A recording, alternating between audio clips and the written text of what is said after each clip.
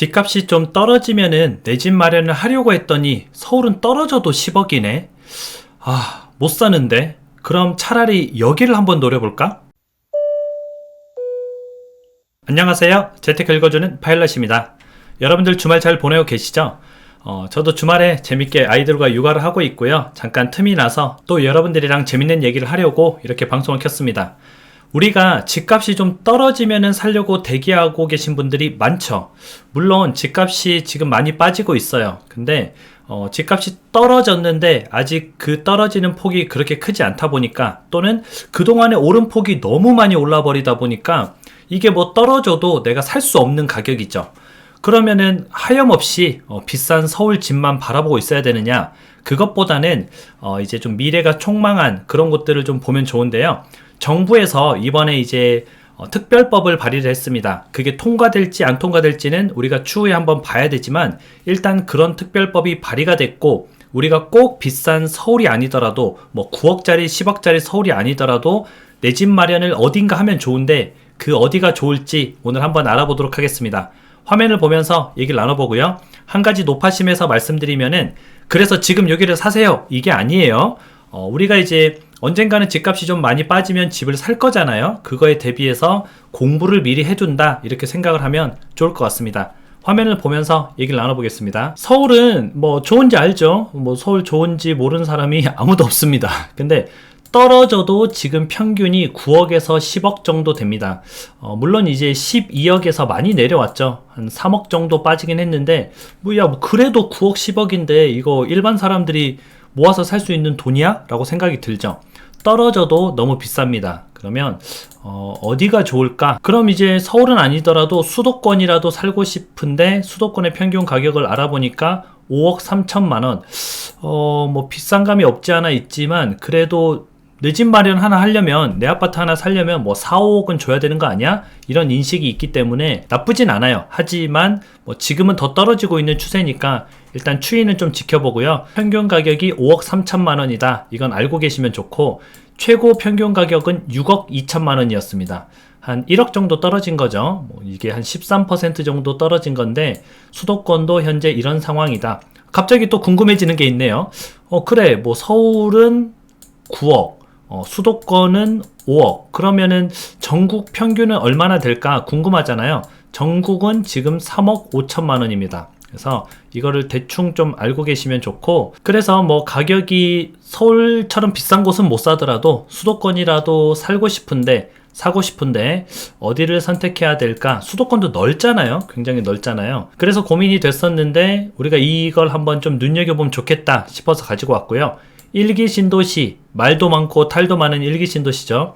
너무 살기 좋은데 교통도 안 좋고 집이 너무 오래되고, 뭐 2기 신도시, 3기 신도시 생기면서 뭐 밀리는 경향도 있고, 그런 특징을 가지고 있는 곳이 1기 신도시입니다. 근데 실제 거주하면은 삶의 만족도는 진짜 높아요. 인프라가 다 갖춰져 있기 때문에 아파트만 한 거지 인프라는 다 갖춰져 있습니다. 그런 1기 신도시에 이제 특별법이 발의가 됐는데요. 1기 신도시에 새 아파트를 짓는 특별법입니다. 3월 24일 날 발의가 됐어요. 노후 계획도시 정비 지원에 관한 특별법을 발의를 했죠. 물론 이게 통과될지 안 통과될지는 모르지만, 뭐 추세상 통과될 확률이 저는 좀 높다고 봐요. 원래는 가만히 있어도 뭐 오래되면은 새 아파트를 짓죠. 근데 이게 너무 더디고 너무 느리고, 뭐 관련 절차들 겪다 보면은 보통 뭐 8년에서 10년 정도 걸린다고 보면 됩니다. 근데 지금 당장 아파트가 너무 노후화돼서 정비를 막 하고 돈이 들어가는데, 계속 이렇게 돈이 들어가는 게 맞나? 그렇게 생각을 하는 거죠. 그리고 최근에 이제 서울의 집값이 폭등하다 보니까 그걸 잡기 위해서, 야, 그러면 사람들을 수도권으로 좀 분산시키자. 왜 안 나가려고 하지? 1기 신도시에 새 아파트를 많이 지어줘서 1기 신도시가 살기 좋으니까 그쪽으로 좀 수요를 끌어내자. 그래서 분산시키자. 이런 의도가 지금 깔려서 특별법이 진행이 되고 있는 거죠. 물론 최근에는 집값이 좀 진정세에 접어들었지만, 집값이 굉장히 폭등하던 시절에 이런 방안이 좀 나왔던 겁니다. 근데 무조건 1기 신도시만 해당이 되는 게 아니고요. 20년 이상 됐고 30만 평 이상의 지역은 다 해당이 됩니다. 그래서 저는 뭐 경상도 사는데 제가 수도권에 갈 일이 없는데요. 수도권에 집을 사야 하나요? 그렇게 물어보실 수 있는데, 30만 평 이상이고 20년 이상 됐다. 그러면 거의 지방의 대도시들은 다 포함이 됩니다. 그래서 수도권 신도시뿐만 아니라 이 신도시는 1기 신도시예요. 1기 신도시뿐만 아니라 지방의 거점 도시들, 지방의 대도시들도 다 포함되는 그런 특별법이다. 그렇게 보시면 되죠. 아까 말했던 대로 살기 좋아요. 너무 살기 좋은 1기 신도시인데 아파트가 너무 오래됐다. 그래서 요즘 사람들은 그 신축 아파트에 대한 로망이 굉장히 좀 세죠. 그래서 집들이도 새 아파트로 이사 가면 집들이를 하는데 헌 아파트로 이사 가면 집들이를 안 합니다. 그리고 이제 SNS 같은 곳에도 새 아파트 이사 가면 막 사진을 찍어서 올리더라고요, 사람들이. 우리 아파트 조식 뭐 이러면서 사진을 올리더라고요. 요즘은 이제 그런 인식이 좀 팽배해져 있어서 오래된 아파트로는 경쟁력이 조금 낮다. 그리고 오래된 아파트가 새 아파트로 바뀌는 시기가 지금 1기 신도시의 그런 나이랑 좀 맞물려 있는 거죠. 그럼 어떻게 1기 신도시 특별법을 활용해서 한번 1기 신도시를 살려보느냐? 그 방안을 우리가 좀 쉽게 보면요. 용적률을 상향시켜 줍니다. 500%. 그러니까 예를 들어서 내가 땅이 100평이 있어요. 그러면 건물을 500평까지 지을 수 있는 게 용적률 500%라고 보시면 됩니다. 지금 현재 1기 신도시 보니까 굉장히 쾌적하죠. 뭐 아파트가 그렇게 빼곡하지 않아요. 일산 같은 경우에 169%, 삼본은 205%, 분당은 184%, 중동은 226%, 평촌은 204%, 대략적으로 200% 안팎이죠. 그러면 500%로 용적률을 올려주면은 어떻게 되겠어요? 세대수가 2.5배 늘어나게 되는 겁니다. 예를 들어서 1000세대 아파트가 2500세대가 되는 거죠. 그러면 1500세대가 더 새롭게 들어오면서 아파트는 굉장히 좀 빼곡해지고 좀 답답해지고 뭐 그런 단점은 있지만 어떻게 되겠어요? 사업성이 좋아지는 거예요. 이게 돈이 되는 거예요. 돈이 되니까 건설사들도 뛰어들고 시행사들도 뛰어들고 주민들도 다 동의를 하는 거죠. 원래는 분담금 뭐 3억씩 내세요 이렇게 했었는데 실은 분담금이 필요 없을 것 같습니다. 우리가 이거 분양해서 그 받은 돈으로 공사하면 충분할 것 같습니다. 여러분들은 그냥 새 아파트 받는 겁니다. 뭐 이런 식으로 꼭 모든 아파트들이 그런 건 아니지만 뭐 그런 식으로 사업성이 좋아지다 보니까 동의율도 좋아지고 속도도 빠르고 진행이 빠르겠죠. 그리고 현재는 보통 이제 1기 신도시가 15층에서 20층 사이 아파트거든요. 근데 30층 이상까지 가능해집니다. 요즘에 나온 뭐 아파트들은 뭐 40층, 50층 이런 아파트들도 많죠. 그래서 그런 고층 아파트들로 좀 고층을 뽑아서 좀 빽빽함을 해소하지 않을까 그렇게 생각이 들고요. 근데 이게 문제는 인구 밀집으로 교통 대란이 올 겁니다. 지금도 1기 신도시에서 출퇴근하시는 분들, 1기 신도시에서 서울로 출퇴근하시는 분들은 교통이 안 좋아요. 그래서 지금 굉장히 좀 힘들어 하는데 인구가 더 밀집되고 세대수가 늘어나고 사람이 늘어나다 보면은 당연히 교통 대란이 더 심해지죠. 이제 그걸 해결하기 위해서 정부에서는 GTX라는 걸로 좀 해결을 하려고 하고 있는데 GTX는 약간 시간이 걸리는 문제고 근데 뭐 어떻게 보면 저 재건축도 시간은 걸리죠. 정부에서 빠르게 도와준다고 하더라도 시간은 걸립니다. 보통은 재건축은 한 8년에서 10년은 봐야 됩니다. 그래야 마음고생 안 해요. 그래서 여러분들이 이런 부분도 좀 생각을 해봐야 되고요. 저걸 하는 배경 중에 하나를 제가 앞에서 잠깐 설명드렸었는데 1기 신도시의 83.8%는 재정비가 필요합니다. 뭐 하수관이 노후됐다든지 수도관이 노후됐다든지 아니면은 뭐 외벽 페인트가 노후됐다든지 주차장이 다 뭐 갈라지고 부서졌다든지 그런 정비가 계속 필요해요. 그러면 돈이 들어가죠.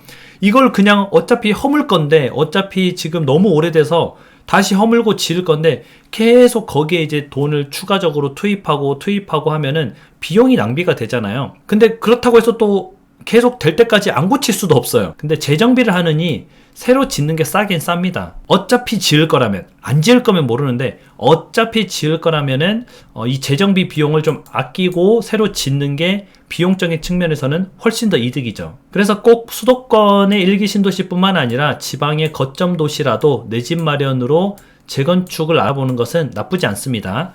지금 재건축을 사라 이런 말이 아니라 그랬어요. 근데 뭐 지방에 내가 집을 사야 된다 그러면은 지방에도 저런 혜택이 와서 특별법이 지정이 돼서 조금 재건축의 속도가 날 수 있겠구나. 그리고 사업성이 좋아지겠구나. 그러면 내가 내 집 마련을 할 때 꼭 좋은 아파트만 바라보고 뭐 못 사고 기다리고 하는 것보다 내가 이런 좀 오래되고 허름한 아파트라도 살 수는 있네. 근데 이 재건축 사업성을 좀 따져봐야죠. 따져봤더니 이 정도는 재건축 속도가 좀 날 것 같네. 그런 곳들은 뭐 나쁘지 않다는 거죠. 그래서 오늘은 저 특별법에 의해서 우리가 조금 눈여겨봐야 될 그런 부분들을 한번 알아봤고요.